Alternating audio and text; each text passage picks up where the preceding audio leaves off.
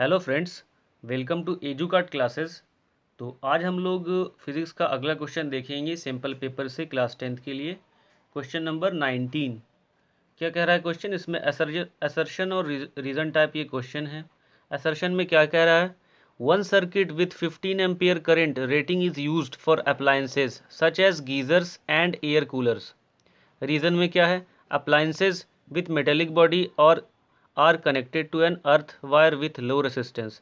हमें बताना है कि असर्शन ट्रू है या रीज़न ट्रू है या ये दोनों ट्रू है, और ये भी बताना है कि रीज़न क्या करेक्ट एक्सप्लेनेशन है असर्शन का या नहीं। ठीक है, तो ये दोनों बातें हमें बतानी हैं। तो सबसे पहले हम ए पर आते हैं, असर्शन पर आते हैं कि one circuit with 15 ampere current rating is use for appliances such as geysers and air coolers. तो क्या ये ट्रू है या फॉल्स है? तो ये ट्रू है। क्यों ट्रू है?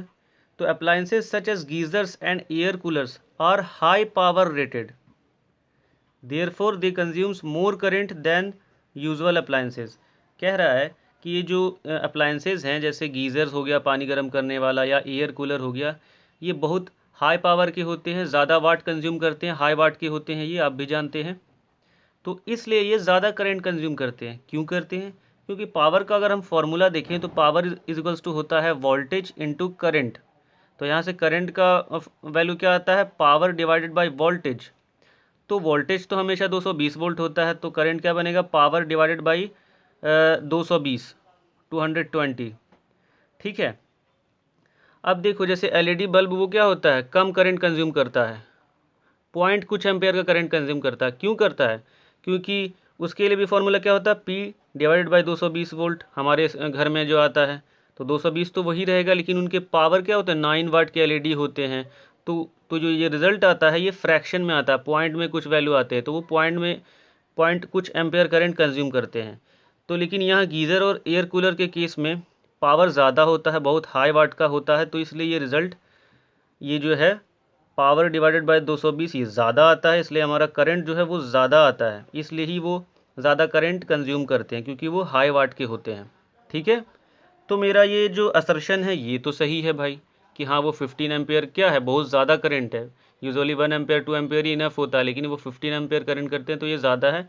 और ये मैंने बताया कि कैसे होगा ये ट्रू है या फॉल्स है, ये मैंने आपको बताया कि ये ट्रू है। कैसे, वो मैंने अभी आपको बताया। ठीक है, अब दूसरे स्टेटमेंट को देखते हैं, रीज़न को। Appliances with metallic body are connected to an earth wire with low resistance. क्या ये ट्रू है या फॉल्स है? तो ये भी ट्रू है। क्यों ट्रू है? कि जैसे देखिए, अप्लायंसेज जिनका बॉडी मेटल का होता है, जैसे कि इलेक्ट्रिक आयरन हो गया, तो इसमें क्या होता है कि अगर कभी अप्लायंस के अंदर का जो फेज़ वायर होता है, जिसमें करंट आ रहा होता है, वो अगर टच हो जाता है आयरन के बॉडी से, तो उसके बॉडी में करंट आने लगता है। ऐसे में अगर हम उसे छू लेते हैं तो हमें बहुत ज़ोर का झटका लगेगा और हमारी जान भी जा सकती है। तो इसके लिए हम क्या करते हैं कि जो आयरन या जो भी अप्लायंसेस जिनका बॉडी मेटल का है, उसको अर्थिंग कर देते हैं।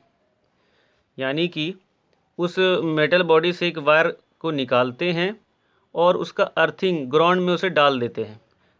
तो होता क्या है कि जब भी इलेक्ट्रिक अप्लायंस के बॉडी में करंट आता है अगर, तो वो लो रेसिस्टेंस के वायर के थ्रू ग्राउंड यानी ज़मीन के अंदर, धरती के अंदर चला जाता है, और हमें करंट लगने से हम बच जाते हैं। क्यों बच जाते हैं? कि जब हम उसे टच करेंगे तो करंट के पास दो चॉइस होगा। एक तो वो हमारे बॉडी होते हुए धरती के अंदर जाए, या जो वो लो रेसिस्टेंस का वायर के ज़रिए जो ग्राउंड किया है ज़मीन के अंदर, उसके पास जाए। तो करंट इजी पाथ हमेशा हमेशा चूज़ करता है। हमारे बॉडी का रेसिस्टेंस तो ज़्यादा होगा, और वो जो वायर यूज़ किया जाता है अर्थिंग के लिए, वो बहुत ही कम रेसिस्टेंस का होता है, तो इसलिए वो हमारी बॉडी से ना जाकर वो डायरेक्ट वायर होता हुआ ज़मीन के अंदर चला जाता है, तो और हम करंट लगने से बच जाते हैं। तो ये रीज़न भी ट्रू है। तो क्या है? Both assertion and reasons are true, both A and R true.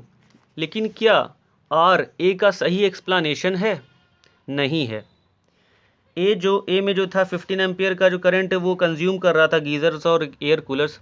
वो क्यों कर रहा था? क्योंकि उनके वाट ज़्यादा होते हैं, वो हाई पावर के होते हैं, इसलिए कर रहा था, ना कि इसलिए कि उनके बॉडी मेटल के होते हैं और उन्हें अर्थ किया जाता है।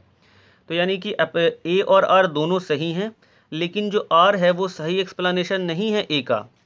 तो आंसर क्या हो जाएगा हमारा, both A and R are true but R is not the correct explanation of A. Okay दोस्तों, उम्मीद करता हूँ कि ये क्वेश्चन का सॉल्यूशन आपको समझ में आया होगा। अगर समझ में आया तो प्लीज़ वीडियो को लाइक कीजिएगा और हमारे चैनल एजुकार्ट क्लासेस पे ऐसे ही फिजिक्स, केमिस्ट्री और मैथ, बायोलॉजी के सारे सैम्पल पेपर्स के क्वेश्चंस के सॉल्यूशन अवेलेबल हैं। आप प्लीज़ चैनल पे विजिट करके सारे सॉल्यूशंस को देखें और लाभ उठाएं। Thank you so much.